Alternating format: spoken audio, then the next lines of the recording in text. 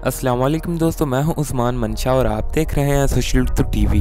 दोस्तों, जिस चीज़ का हम लोग पिछले 2-3 महीनों से इंतजार कर रहे थे वो फाइनली WWE फास्टलेन में हो चुकी है, यानी द फील्ड फाइनली WWE में वापस आ चुके हैं। और इस वीडियो में हम बात करेंगे कि द फील्ड का फ्यूचर WWE में क्या होने वाला है और क्या WWE उनका कैरेक्टर पूरी तरह चेंज करने वाली है। तो चलें बिना देर के इस वीडियो को शुरू करते हैं।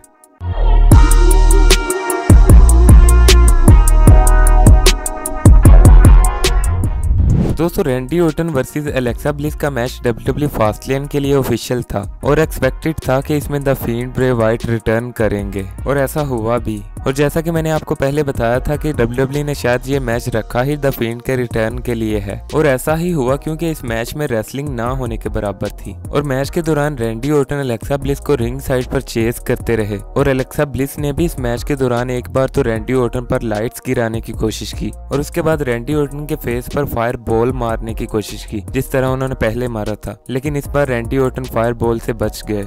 लेकिन इसके बाद जो होता है वही इस मैच का मेन पॉइंट था, जब रिंग के अंदर से द फील्ड निकलते हैं जो कि पूरी तरह जले हुए और फियर्स दिखाई देते हैं क्योंकि स्टोरी लाइन के हिसाब से रैंडी ओर्टन ने उन्हें जला दिया था। और रिंग में से निकलते ही वो रैंडी ओर्टन को सिस्टर एबिगेल लगा देते हैं, जिसके बाद एलेक्सा ब्लिस रैंडी ओर्टन को कवर करके मैच जीत जाती हैं और इस तरह ये छोटा सा मैच कंप्लीट हो जाता है जो कि शायद द फील्ड के रिटर्न के लिए ही रखा गया था।